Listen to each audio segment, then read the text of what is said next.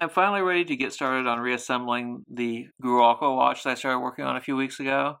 I've gotten a little distracted from my watch repair work because my father's been in the hospital for almost a month and he finally just came home. I've been helping my mom and dad with a lot of things, so it's been pretty crazy busy around here. The first thing we need to do is put the new mainspring into the barrel. I've got a brand new mainspring for this one, and the mainspring comes packaged in this nice metal ring which keeps it compressed so that we can push it directly into the barrel without using a mainspring winder. Now, it's very important that we put this in the correct orientation. You don't want to put it in upside down. If you put it in the wrong way, the spring won't wind when you are ready to wind the watch because the winding direction will be the opposite of the direction the spring is going. So when you take one of these apart, you need to make a note of which direction the spring is winding, so that when you put the new spring in, you put it in with the correct orientation. So this is the correct way for this one.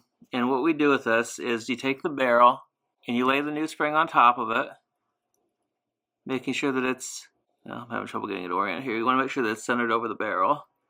There we go. Once you get it centered over the barrel, it's very simple. You just use your fingers to kind of push it down into the barrel. And eventually you'll hear it snap as it pops into the barrel because it's going to expand a little bit as it goes in there. And it's looking like it's not wanting to go all the way down here. I'm going to have to use a screwdriver or something to kind of help push it down, I think.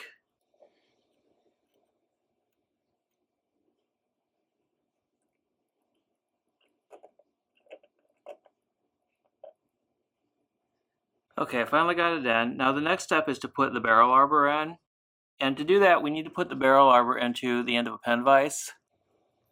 And you can see I've got it in this one here. The barrel arbor has two ends. One end has a screw hole in it, and the other end is flat without a hole.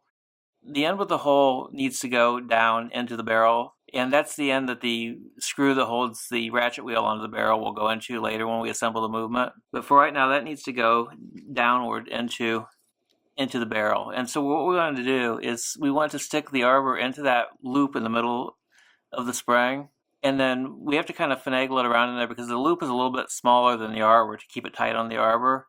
We need to get the arbor pushed into that loop, and then we need to maneuver the arbor so that it goes down through the hole in the barrel. And you also have to be careful not to pull the spring out of the barrel when you're doing this as well.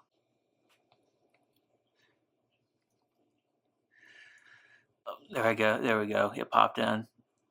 So now that it's in there, you want to make sure that the end of the arbor is sticking out through the bottom of the barrel, and that it's sticking out straight, that it's not crooked, which it is. It's good. So now what we want to do is remove the pen vise. So we'll carefully loosen the pen vise. And actually, before I do that, I want to make sure that it's going to catch correctly. So I'm going to turn the pen vise and see if it catches the spring. And it did. It's caught the spring, so we're good. Now I'm going to loosen the pen vise slowly so I don't accidentally pull the spring out. And then we can pick it up. And there we go.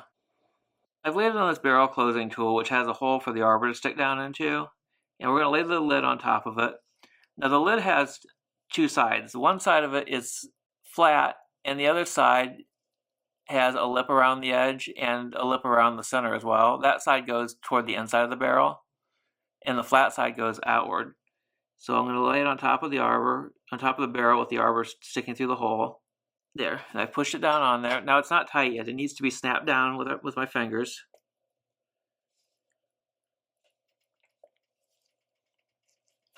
And you can hear it snapping as I push it on, and I need to push it around all sides of it, make sure it's evenly pushed down. And it looks like one side's a little higher than the other, so I'll make sure to push it down some more. Yeah, I think I got it now. You want to make sure that the lid is perfectly flat and pushed down all the way so that it's not sticking up on one side or another. It needs to be perfectly flush with the top of the barrel itself. So now that we have that in there, we can actually put it into the main plate of the movement now. And what I've done here, before I put the barrel in, I took an oiler and I put a teeny little drop of HP 1300 oil around the inside of this hole that the bottom of the barrel arbor goes into, because you'll need a little bit of lubrication for that. And as I mentioned, the side of the arbor that has the lid goes down, and so we just drop it into the barrel hole. Yeah, I've got the barrel installed in the movement. Before I put the barrel bridge on, I need to put this in, which is the retaining screw for the stem. There we go. The camera's having trouble focusing on this little thing, but we're going to drop it in with the screw threads going downward, and it goes in right there in that hole next to where the stem is going to go in.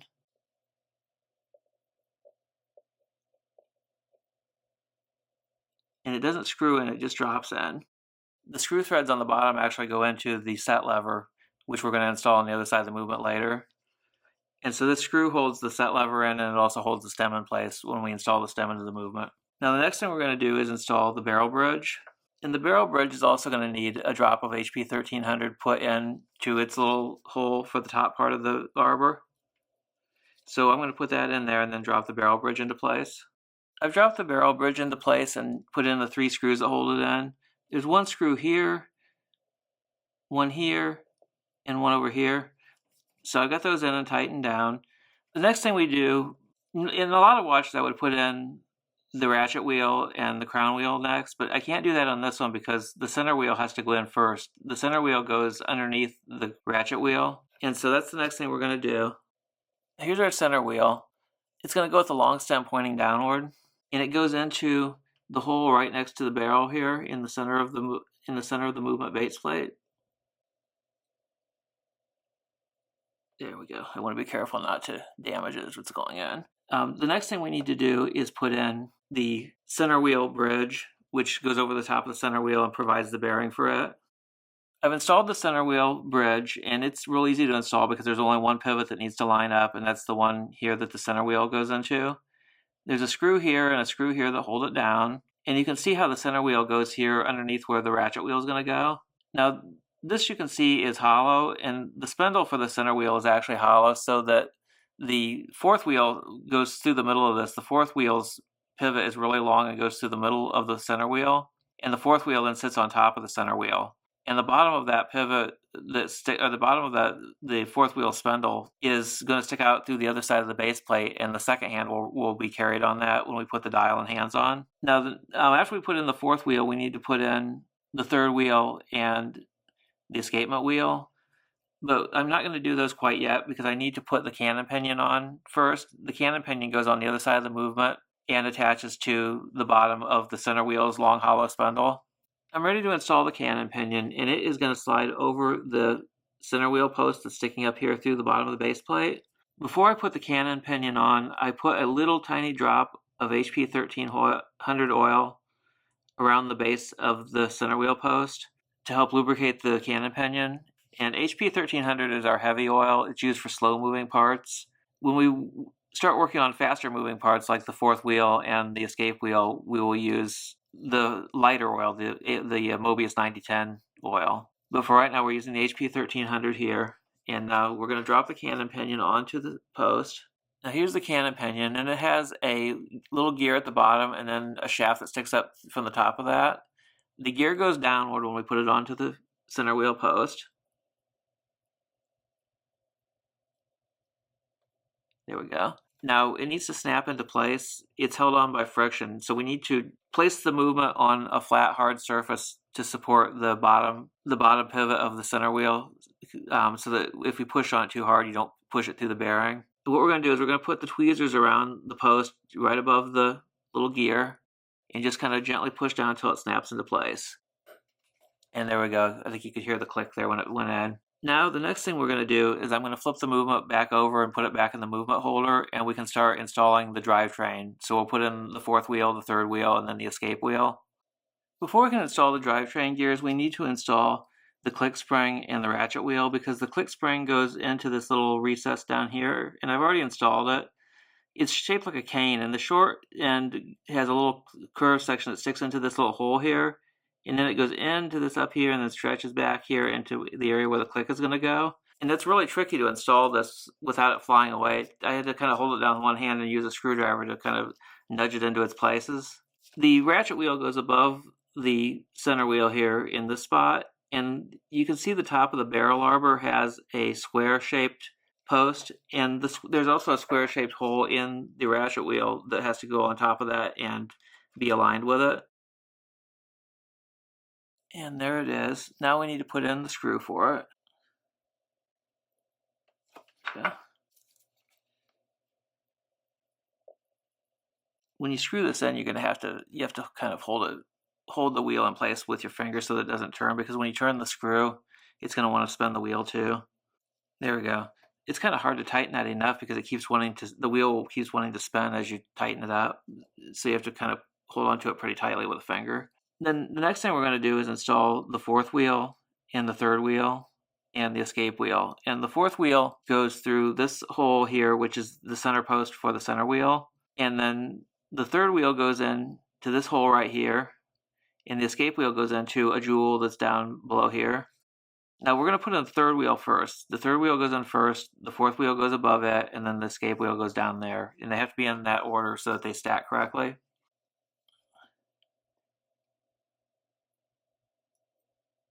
There we go. I think that one's, oh, there we go. Now it's dropped into its jewel. Now the fourth wheel goes in next. The fourth wheel has a very long spindle, and that long spindle is what goes down through the hole in the middle of the center wheel post. At the very tip of it is the place where the second hand is going to be attached when we put the dial and hands together later. You want to carefully nudge it down there so we don't break the pivot or bend the spindle on it.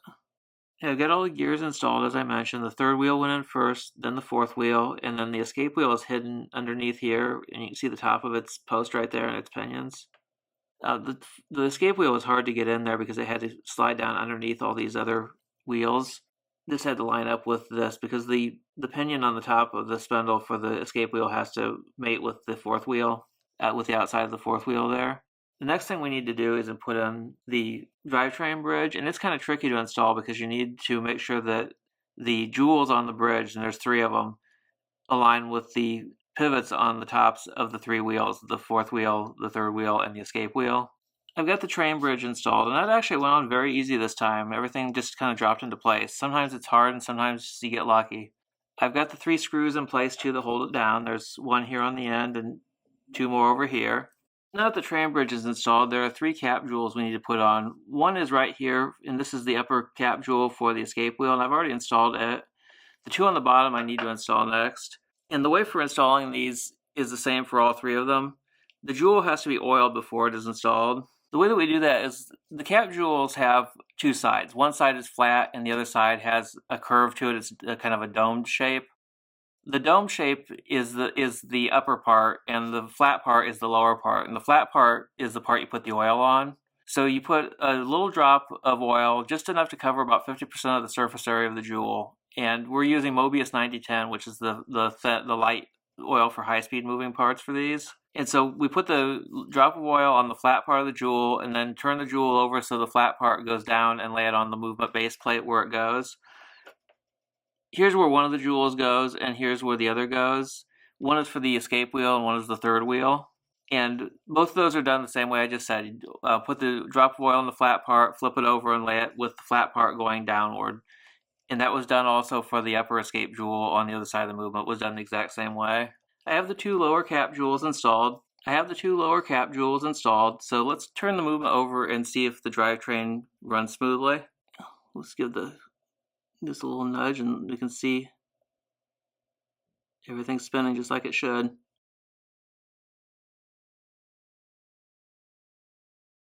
So that's working great. Now we need to put in the Incabloc Jewels for the balance wheel. And there's one on the bottom of the base plate which goes here, and then there's one that goes in the balance cock. So we're going to go ahead and do the bottom one first, and then I'm going to put the balance cock and balance wheel back on the movement to install the upper Incabloc Jewels, because it's easier to install those when it's mounted on the movement. And then after that, we'll take the balance back off so we can install the pallet fork, and then put the balance on, and the escapement will be complete then. I've got the lower Incabloc jewels in place, but basically I had to open the Incabloc spring, which I had closed up for when I was cleaning the movement base plate. And then I dropped in the lower jewel, the chaton, and then I used a jewel picker to pick up the cap jewel and put a single small drop of Mobius 9010 oil on the flat side of that jewel, and then dropped it on top of the chaton, and then closed the Incabloc spring. Next thing to do is install the crown wheel, and the crown wheel has a washer which I've already installed on the post here. There's a post that sticks up on the barrel bridge, and then the washer goes around that post. And then we put the crown wheel on top of that with the washer in the middle of it. You want to get it down over the post and over the washer and make sure the teeth mesh with those on the ratchet wheel. I've gone ahead too and installed the click, and I've installed the crown wheel. Now the crown wheel, when you put the screw on this, I need to caution you about that. And I mentioned this when we took the movement apart in the previous video. The screw on the crown wheel is a left-handed screw, meaning that it turns the opposite direction of a normal screw. To tighten the screw, you turn it counterclockwise, which is the opposite of a normal screw. Normal screws loosen when you turn them counterclockwise. This screw tightens when you turn it counterclockwise. So you want to make sure you turn it the opposite direction of normal to tighten it up. Now the next thing we're going to add in is we need to put in the pallet fork and the pallet bridge, which the pallet bridge goes across the top of the pallet fork and holds it in place. I've got the pallet fork and the pallet bridge in. I ended up taking the escape wheel back out to lubricate it because the easiest way to do that is to put a little drop of the escapement lubricant on the tip of each of the tines on the escape wheel. And you don't put it on every single one of them, though. You put it on like every fifth tine on the wheel.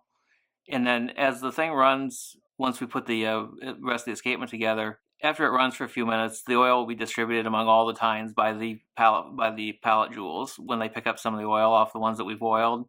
And we're using the Mobius 9415 oil for that, which is a special oil made just for the escapement. It's just for lubricating the escape wheel tines and the Pallet Jewels on the pallet fork.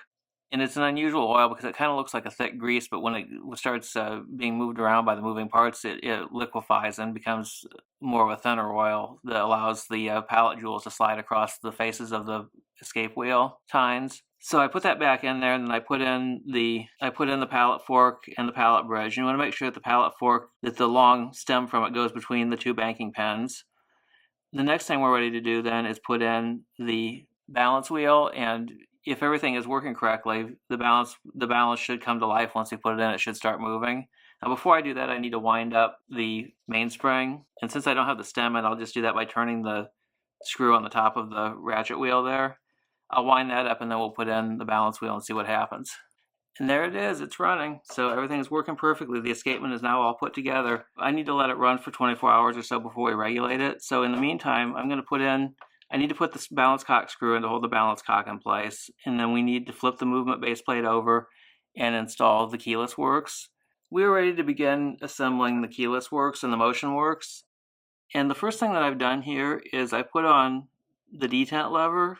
And the detent lever attaches to this screw right here, which is the stem retaining screw that we put in on the other side of the movement base plate. The end of it sticks out here on the dial side and has screw threads on it. So to put this on, you lay the detent lever over it with the little pin here sticking up, and there's another pin on this end that sticks down into this groove here where the stem goes. So you lay this over the screw here, and then you hold it in place with your finger and turn the movement base plate over while your finger is still holding that in place, and then you tighten the screw from the other side with a screwdriver, and then that will be held in place. Now we're going to have to loosen this a little bit later when we put the stem in, because I've got it tightened down all the way, so the stem will not go in, because that little pin down there will keep it from getting in.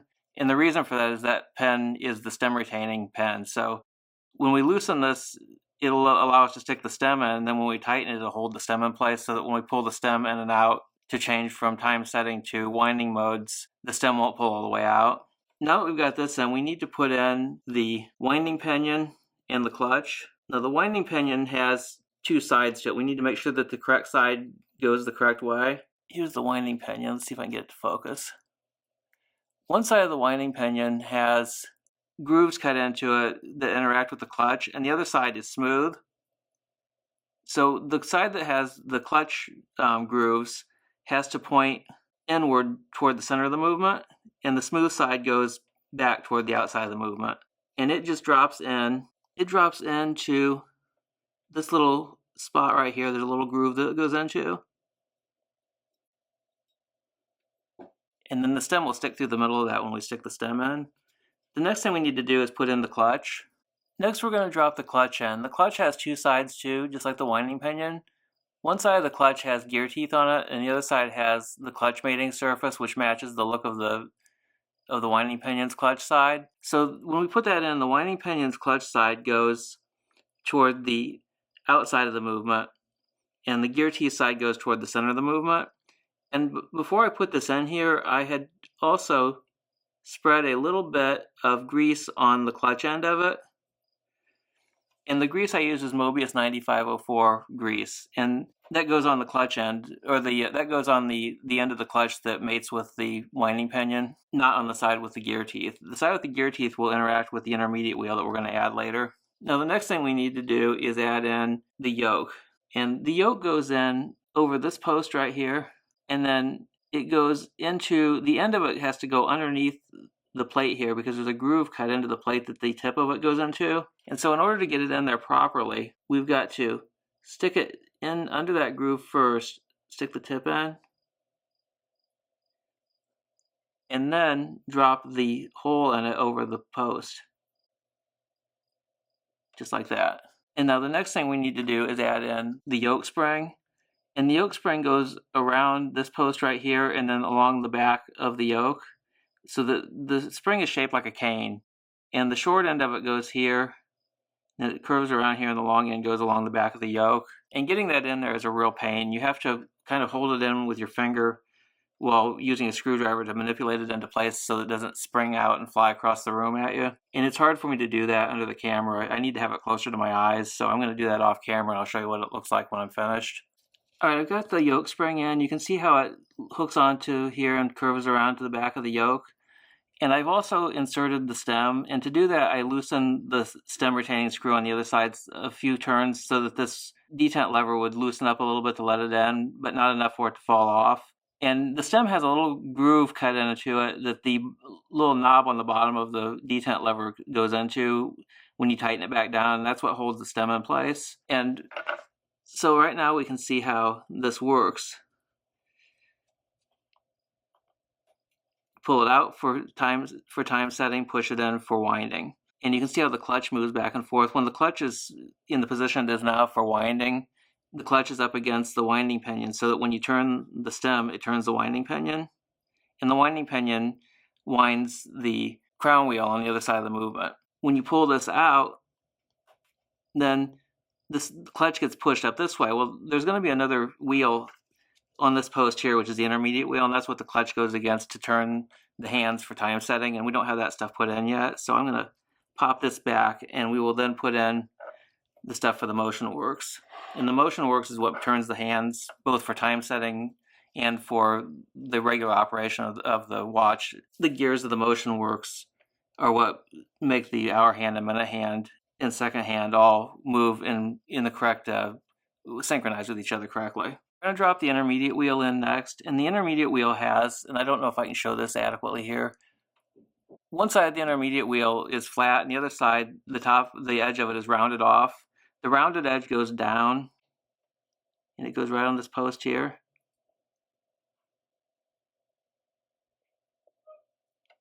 And then the minute wheel goes on next, and it goes on this post right here. And then the hour wheel goes over the cannon pinion, and we want to make sure that it interacts with the minute wheel, get the teeth in position. And now we can demonstrate how time setting works. We put it into the time setting mode. Turning the stem turns the wheels on the motion works to set the minute and the hour settings. Now there's one more thing we need to add to this. There's a bridge that goes across here called the set bridge, and that holds down the minute wheel and keeps the spring and everything here in place. I'm going to pull the hour wheel back off so we can put that on. I've got the set bridge on, and it's held in place by these two screws here. One of them goes into the post that the intermediate wheel goes into, and the other one goes into the post that the yoke spring wraps around. And this holds the yoke down, holds the yoke spring in place, and holds the minute wheel in place. It also has this long extension right here that goes over to the post on the top of the detent lever, and this is the detent spring. This is what makes it snap into and out of each position and holds it in the position when you pull the stem out or push it back in. And so we can see how that works here. Pull it out for time setting. You can see how it turns, the motion works. The minute wheel's turning, the cannon pinion's turning. If the hour wheel were on here, the hour wheel would also be turning because it would interact with the little pinion on top of the minute wheel. We push this back in, and the clutch goes back to the winding pinion, and then we can wind the watch.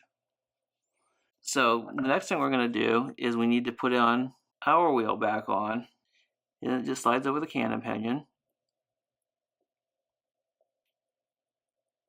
And then we can put the dial washer on top of that.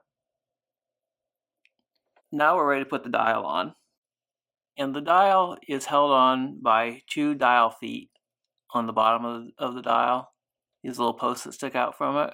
And they go into holes in the movement base plate. And the dial, once we put it into these holes, is held in place by 2 dial screws that go into the edge of the movement, into the side of the movement. Now to put the dial on correctly, the number 3 has to go at the position of the stem, like that. I need to make sure that the dial pushes down evenly. See how it's sticking up a little bit on one side there? And I think that's because one of the dial screws is in too tight. One of them is still in the movement base plate. And I think we can see it there. I'm going to have to loosen that one with a screwdriver. I've got the dial in place, and I've tightened both dial screws that hold it down. The next thing we need to do is set the hands. And all 3 hands go on the posts in the center, because this has a sweep seconds, which is also known as a center seconds, meaning that the second hand goes around the full dial instead of having a separate sub dial like some of the other older watches do. The first hand we're going to put on is the hour hand, and then the minute hand goes on top of that, and then the second hand goes on at the top of the stack. When we put the hour hand on, it needs to point directly at one of the number positions. It doesn't matter which one, it can be the 12, the 1, 2, 3, or whatever, but it must point directly at one of the number spots. It can't go in between 2 of the numbers, like between the 3 and the 4. So we need to make sure it points it directly at one of the numbers. Doesn't matter which one we choose. And then when we put the minute hand on, it needs to point directly at the 12. And the reason for having the hands aligned like this is that you want it so that when the minute hand comes up to the 12, the hour hand directly points at one of the hour numbers, whichever hour it happens to be during the day. If you don't have them properly aligned like that, the minute hand could come up to the 12, and the hour hand could say in between 2 numbers. It would indicate, like, say 3:30, even though the minute hand is the 12, so it shouldn't. It should say directly 3 o'clock or 4 o'clock or 5 o'clock or whatever time it is. And so it's important for those to be aligned correctly so that the timekeeping will be accurate throughout the day. As the hour hand moves around, as the minute hand moves around, the hour hand should go from each revolution of the minute hand should move the hour hand 1 position. The second hand we put on last, and it doesn't matter how we align it. We can put it on pointing at any number or anywhere on the dial. It doesn't really matter. But the hour hand and minute hand must be perfectly aligned like that. And it's hard for me to show the process for setting the hands on the video. I have this hand setting device, and it has interchangeable tips that have holes in them for different size posts that the hands go on. You want the hole to be a little bit bigger than the post that the hands are going to be set to.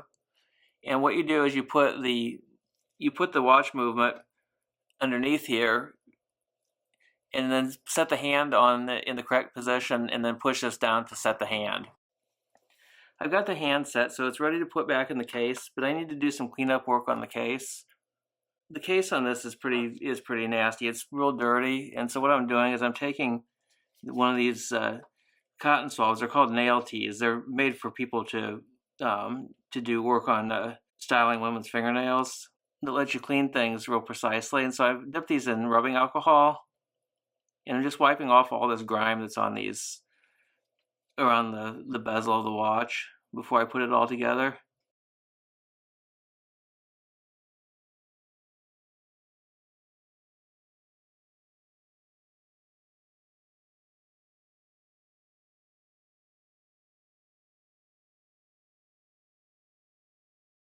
think it's improved its appearance quite a bit. Now this case is pretty beaten up anyway. It's got a lot of scratches on it. And it looks like it's still kind of, I don't know if that's dirty or if it's just scratched up. Sometimes it takes some pretty intensive scrubbing to get all the accumulated grime from decades of this watch being used and not kept clean.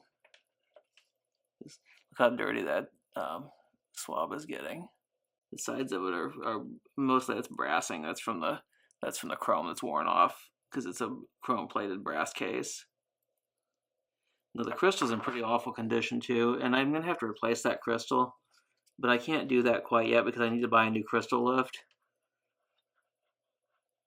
I originally bought one of those cheap Chinese knockoffs of the Bergeon crystal lift, and I used it once and it left marks on the crystal of the other watch I was working on because I found the jaws weren't closing evenly on all sides. Some of the little fingers were closing further in than others, and it was messing things up.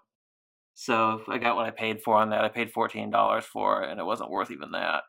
So I got to save a little money and buy one of the Bergeon ones before I can change this crystal. But once I am able to get one of those, I'm going to put a new crystal on this because this crystal is covered in deep, deep scratches. That's something I can't buff out with Polywatch. It's too badly damaged. And a new crystal only costs $6 or $7. It's just a matter of getting the crystal lift so I can get it out of there and put the new one in. So I'm going to also, I think, clean the inside of the watch out because it looks pretty, the inside of the case is pretty gross too. I'm going to clean this the same way I clean the outside. This is the swabs we're using. They got real pointed, sharp tips. They're sold for people who do nail salon work, but they're great for us too. Alex Hamilton from Watch Repair Tutorials recommended these, and they work really great for this kind of cleaning. There was all kinds of dirt and grime in there. The inside's starting to look a lot shinier and nice now. Dry it out with a clean, dry swab now. Even that's getting pretty dirty looking. The swabs are picking up all kinds of grime out of there. And once we finish this, I need to make sure there's no lint in here from these swabs before we put it all together. Usually I can blow that out with canned air. So I think I've got the inside of it about as clean as I can get. I may clean the inside of the crystal too. For cleaning the inside of the crystal, these Zeiss lens wipes work really well for that. And they sell these at Walmart and Kroger and other places like that. They're real easy to find. I use them for cleaning my glasses and cleaning camera lenses too. Just swab out the inside of the crystal. Usually if I just let this dry, naturally you get a little bit of residue and so I will dry the inside of it using one of the swabs too. To dry the inside of the crystal.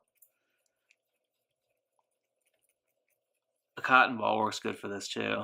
But for these smaller crystals, sometimes these little cotton swabs work a little bit easier to dry the inside with. Yeah, that looks pretty clean now. As clean as it's going to get. That crystal's pretty nasty. So what I'm going to do to case this back up, I'm going to take the watch movement laying on a cushion, and I need to actually take the stem out first on this one. So what we're going to have to do here is I need to turn it over and turn the stem release screw here, and I don't want to unscrew that very much, only a couple turns, just enough to let the stem out. If you unscrew it too much, it's going to drop off the detent lever, which is on the other side of the movement, and if that falls out, then I have to take the hands and the dial off to replace it. So we don't want that to happen. Okay, there we go. Now I got the stem out, and what I'm going to do next is drop the case on top of the movement, making sure the stem hole is by the number 3, and flip it over. Put the case face down on the cushion. We'll take the stem and put it back in. Looks like I need to turn it slightly. It's not aligned correctly right now. There we go.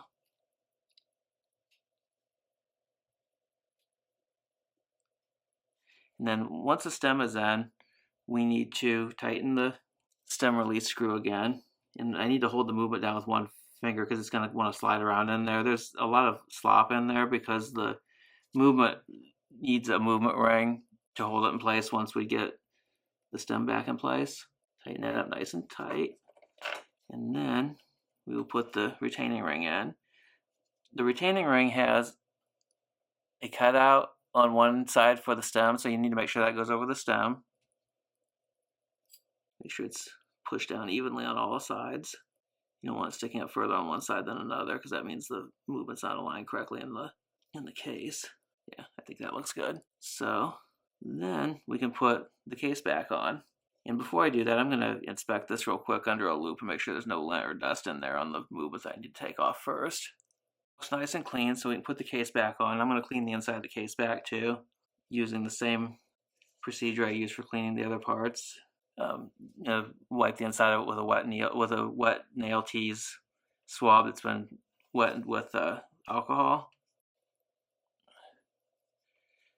So I don't get any dirt and grime out of there. And then I want to clean around the edges of the back too, because this area here accumulates a lot of dirt and grime from like sweat and such that kind of seeps in there when people are wearing the watch. This watch should have a rubber gasket too, and there was one here that I took out when I disassembled the watch that was dried up and hard, and I need to buy some new gaskets to put in here because I don't have one of them that will fit it.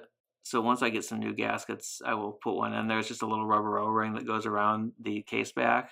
So once I get that clean, I'm going to let that dry for a second, and then we'll screw it on. I ended up having to take the movement back out real quick because after I put it in and screwed the case back on, I found some lint under the crystal that I needed to remove. So I took it back apart, blew the lint out with some canned air, and then put it back in. I've got the case back tightened down with my hand, but I'm going to go ahead and use the spanner wrench to give it a final tightening.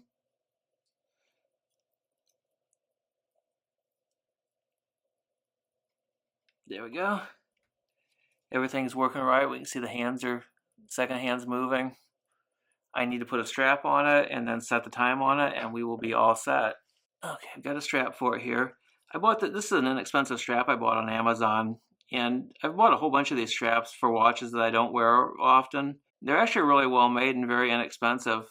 Pretty comfortable straps. They're just not as good looking as some of the fancier straps, but they're really cheap. They cost like $14 each or $13 each. And they got a quick release spring bar, which is really nice. And the brand name of them is Anafit. These are, I think, the best really inexpensive straps that I've found. This is the packaging for the brand name of it. For watches I'm going to wear all the time, I usually buy more expensive, nicer straps, but this is one I'm probably not going to wear a lot. I bought this watch more for historical interest because I've taken an interest in these generic Swiss watches, and this one has a dial that's virtually identical to the one in my Crawford watch with the same case, same movement and all that. So they were all made in the same factory, I think. But I may wear it occasionally, so this is a good enough strap for occasional wear. But there we go. It's all done, ready to wear. I just need to set the time on it, and I'll go online and do that in a minute. I set the time using a website by the federal government here in the United States called time.gov. And it gives you the official actual time set by the U.S. Naval Observatory right down to the second. So that's the best place to look at to get the correct time for setting your watches. Beautiful little watch. Too bad the case is kind of beaten up, but the dial is in beautiful condition. I did forget one very important thing. I forgot to mention regulation of the watch. I made this video over a series of several days of working on this a little bit at a time each day. The day before I completed the assembly of it, I took the movement and put it on the time grapher, and it was giving me really good readings. The amplitude was something like 270 something, and the beat error was 0.3 or 0.4 milliseconds, I think. But the timing was way off. It was like 158 seconds a day fast, and I adjusted the regulation on it, got it down to about 7 seconds a day. So I need to check it and see if that's still what we're at. And if that's the case, I'm going to leave it alone. If not, I'll take the case back off and adjust the regulation again and try to get it a little closer. But let's see what we're going to get on this. Okay, I do need to adjust the regulation on it. All my messing around with things has thrown the regulation I did earlier a little bit off. It was showing on the time grapher plus 48 seconds a day, so that's way too fast. We can get it better than that. Beat error was only 0.3 milliseconds. That's excellent. Amplitude was 297 degrees of amplitude. That's excellent too. And I really should actually demagnetize this because I haven't done that yet. That's something we should always do at the end of a service. So let's go ahead and do that and see what the time grapher readings are. The regulators had to be pushed over pretty far on the negative side to get it within specs, but I've seen that a lot with these old AS-1187 movements. I don't know if it's because of using a modern mainspring is giving it more amplitude than it's used to having, so it's wanting to run faster, or if it's the modern lubricants letting everything run faster than what would have been the case with the stuff this was designed to use.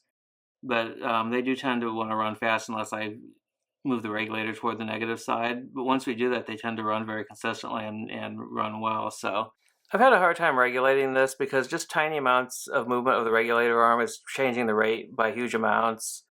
And the rate's fluctuating a bit. It's kind of hovering around 12, 13 seconds a day, but it's kind of fluctuating up and down a bit. I suspect it's because of 65-year-old movement. Some of the parts may have, pivots that aren't perfectly straight, or maybe a couple of tines on the escape wheel aren't perfect.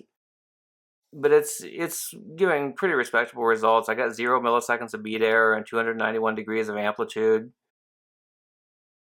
I think I'm going to leave the rate alone as it is and not try to get it regulated any closer to 0 because, as I said, just teeny movements of the regulator arm. If I moved it slightly to the negative side, I may end up having it negative 12 instead of plus 12. So I think this is good enough for a 65-year-old watch that was not an expensive watch to begin with. These were inexpensive, kind of generic watches that were sold to people who didn't have a whole lot of money. Expect perfection from them is probably expecting too much. But they can do pretty well though. They've got that the AS-1187 movement's a decent Swiss movement. It's not a bad movement, but it is 65 years old, and we don't know what kind of service history it's had or anything. So I think I'm going to be satisfied with what we've got here and leave it alone. I may check the regulation again in a few days after the lubricants have had more time to distribute through it and see if the rate calms down to where it's more consistent. But for right now, I think this is pretty good. I think I can be happy with this.